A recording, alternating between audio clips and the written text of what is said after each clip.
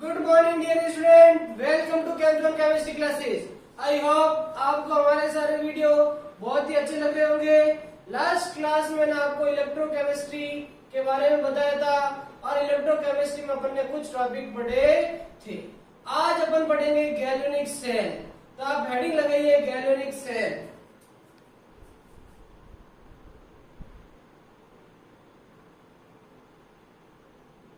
तो देखो galvanic cell में क्या होता है। अगर अपन गैल्वेनिक सेल की बात करें तो गैल्वेनिक सेल रासायनिक ऊर्जा को विद्युत ऊर्जा में परिवर्तित करता है। गैल्वेनिक सेल की सबसे पहले खोज डेनिन के द्वारा की गई थी, अतः इसे डेनियन सेल भी कहा जाता है और गैल्वेनिक सेल को वोल्टियस सेल भी बोला जाता। तो अपन क्या कह रहे हैं, गैल्वेनिक सेल को अपन डेनियल सेल भी बोलते हैं। और जो गैल्वेनिक सेल होता है वो आपके रासायनिक ऊर्जा को विद्युत ऊर्जा में परिवर्तित करता है। एक सिंपल गैल्वेनिक सेल किस प्रकार से होता है। अगर आप गैल्वेनिक सेल को देखो तो गैल्वेनिक सेल के अंदर दो बीकर होते हैं। गैल्वेनिक सेल के अंदर दो बीकर होते हैं। इन बीकर में से एक बीकर में कॉपर सल्फेट का 1 mVion भरा होता है। अपन कह रहे हैं गैल्वेनिक सेल, और गैल्वेनिक सेल को बनाने के लिए दो बीकर ले रहे हैं और दो बीकर में से एक बीकर में कॉपर सल्फेट का 1 mVion होता है और इस 1 mVion कॉपर सल्फेट के 1 mVion में एक कॉपर इलेक्ट्रोड होता है। कॉपर इलेक्ट्रोड होता है। यह कॉपर इलेक्ट्रोड अपचयन का कार्य करता है। ये अपचयन का कार्य करता और ये आपका कैथोड होता है। कैथोड। इसी तरह से दूसरे बीकर की बात करो तो दूसरे बीकर में जिंक सल्फेट का 1 mVion भरा रहता है। जिंक सल्फेट का 1 mVion भरा रहता है तथा इसके अंदर जिंक इलेक्ट्रोड डूबा हुआ होता है। जिंक इलेक्ट्रोड डूबा हुआ होता है और ये जिंक इलेक्ट्रोड एनोड का कार्य करता है। ये एनोड का कार्य करता है और इस पर ऑक्सीकरण या ऑक्सीडेशन होता है। इस पर ऑक्सीडेशन होता है।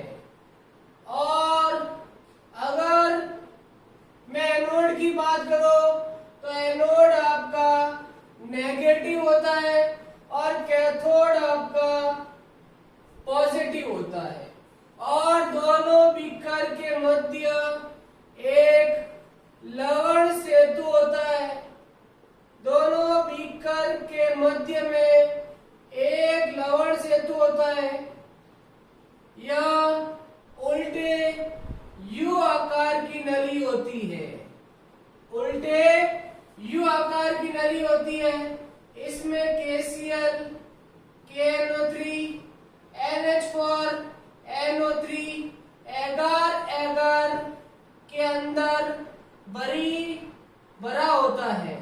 KCl, KNO3, NH4, NO3 आदि वैद्युत अपघटे एगार के अंदर भरे हुए होते हैं। आई बात समझ में। अब मैं आपको बताऊं तो देखो इधर आपको दिख रहा है ये लेफ्ट वाला है। तो लेफ्ट अपन एक बात करते हैं लॉन का मतलब क्या, देखो लेफ्ट पर क्या हो रहा है ऑक्सीडेशन, और ये क्या है एनोड और ये क्या होता है, नेगेटिव। अपन के लेफ्ट साइड ऑक्सीडेशन हो रहा है, एनोड है और ये नेगेटिव होता है। ये क्या होता है, ये नेगेटिव होता है। तो आपको एक सिंपल गैल्वेनिक सेल दिख रहा है। तो आप क्या कह रहे हो, गैल्वेनिक सेल के अंदर दो बीकर होता है। एक बीकर में कॉपर सल्फेट का 1 m विलयन होता है और इस कॉपर सल्फेट के 1 m विलयन में कॉपर इलेक्ट्रोड डूबा हुआ होता है। ये कैथोड का कार्य करता है और इस पर अपचयन होता है। इस पर क्या होता है, इस पर अपचयन होता है।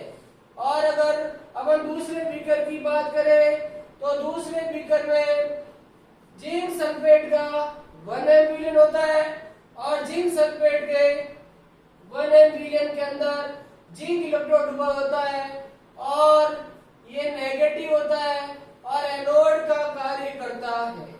जैसे जैसे अभिक्रिया होगी, मतलब एनोड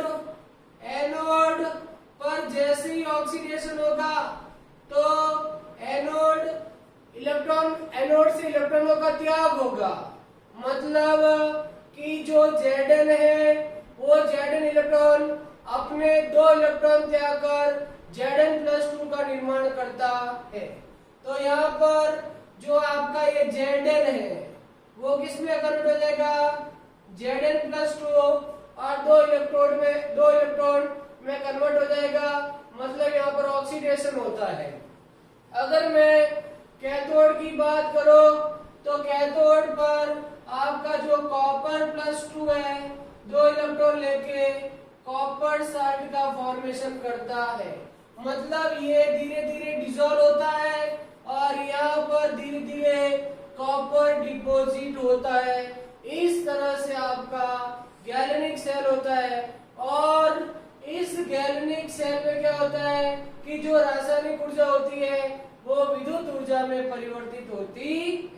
अगर इस गैल्वेनिक सेल के लिए मैं सेल अभिक्रिया की बात करूं, सेल अभिक्रिया किस तरह से होती है, तो आप कह सकते हो सेल अभिक्रिया किस तरह से होगी। देखो, तो अगर मैं किस पर बात करूं, एनोड पर बात करूं, तो एनोड पर या 8 एनोड, अगर 8 एनोड की बात की जाए तो Zn 2 इलेक्ट्रॉन डोनेट करेगा और Zn+2 का फॉर्मेशन कर देता, Zn+2 का फॉर्मेशन कर देगा, Zn+2 आयन बनाएगा।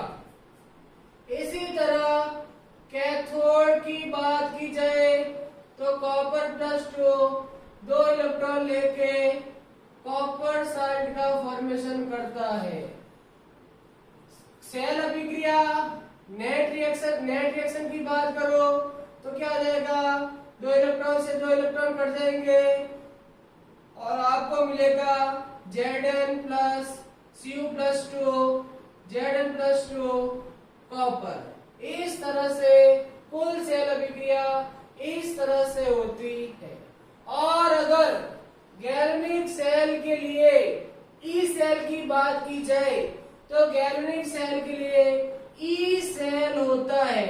ई सेल बराबर होता है ई नॉट, यदि ई नॉट लिखोगे तो यहाँ भी नॉट आएगा, ई सेल लिखोगे इस तरह से E naught cell equal to E cathode minus E anode होता है। इस तरह से अपन ई नॉट सेल को ज्ञात करते। यहाँ तक आपको समझ में आ गया होगा। अब मैं आपको बता रहा हूं कि जो ये उल्टे यू आकार की नली है, इस उल्टे यू आकार की नली को लवण सेतु कहा जाता है। उल्टे यू आकार की नली को क्या कहा जाता है, लवण सेतु कहा जाता है। और लवण सेतु में KCl, KNO3, NH4NO3 आदि वैद्युत अपघटे एगार के अंदर भरे हुए होते हैं। और इस लवण सेतु के निम्नलिखित कार्य होते हैं। तो कौन कौन से कार्य होते हैं, तो एक तो यह लवण सेतु परिपथ को पूर्ण करता है, यह सर्किट को कंप्लीट करता है। परिपथ को पूर्ण करेगा, वैद्युत उदासीनता को बनाए रखता है और इसके अलावा द्रव संधि विभव को कम करता है। तो लवण सेतु के कौन कौन से कार्य होती है? एक तो यह परिपथ को पूर्ण करता है, वैद्युत उदासीनता बनाए रखता है और इसके अलावा ये क्या करता है? यह द्रव संधि विभव को कम करता है। ये आपका गैल्वेनिक सेल है और ये टोटल आपकी सेल रिएक्शन होती है। अब मैं आपको बताता हूं कि जो गैल्वेनिक सेल है, गैल्वेनिक सेल को निरूपण कैसे करेंगे, निरूपित कैसे करेंगे, या सेल को किस प्रकार से रिप्रेजेंट किया जाएगा। तो सेल को ऐसे रिप्रेजेंट किया जाता है। तो ये कहा जाता है अगर सेल को रिप्रेजेंट करना है तो पहले एनोड लिखा जाता है। पहले क्या लिखा जाता है? पहले एनोड लिखा जाता है, फिर बीच में दो लाइन खींचते हैं, उसको अपन लवण सेतु बोलते, क्या बोलते हैं, और फिर कैथोड को लिखा जाता। मतलब पहले एनोड पर होने वाली अभिक्रिया को लिखा जाएगा, या एनोड पर क्या हो रहा है उसको लिखा जाएगा, फिर साल्ट ब्रिज बनाएंगे और फिर कैथोड को लिखा जाता। तो देखो बताइए एनोड पर क्या हो रहा है? तो आपने देखा एनोड पर Zn+2 में कन्वर्ट हो रहा है। Zn किस में कन्वर्ट हो रहा है? Zn+2 में। तो आप क्या लिख दोगे? Zn किस में कन्वर्ट हो रहा है? Zn+2 में कन्वर्ट, Zn+2 में कन्वर्ट हो रहा है और आयन के जस्ट बाद इसकी सांद्रता लिखी जाती है। बताइए इसकी सांद्रता कितनी है? 1m है। तो सांद्रता को लिखा जाता है। एनोड को लिखने के बाद में दो लाइन खींची जाएगी और इस दो लाइन को अपन लवण सेतु बोलेंगे, क्या बोलेंगे, और फिर कैथोड को लिखा जाएगा। बताइए कैथोड पर क्या हो रहा है? Copper+2 कॉपर में कन्वर्ट हो रहा है।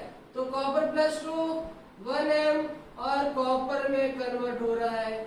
इस तरह से ये आपका सेल निरूपण होता। तो आपको सेल निरूपण समझ आ गया होगा। सेल का निरूपण करने के लिए पहले एनोड को लिखा जाएगा, फिर लवण सेतु को और फिर कैथोड को लिखा जाता है और आयन के जस्ट बाद में सांद्रता को प्रदर्शित किया जाता। इस तरह से आपका ये पूरा गैल्वेनिक सेल हो गया। इसको आप नोट कर लीजिए, इसका स्क्रीनशॉट ले लीजिए और इसके बाद अपन नेक्स्ट पढ़ेंगे नैनसर्ट समीकरण।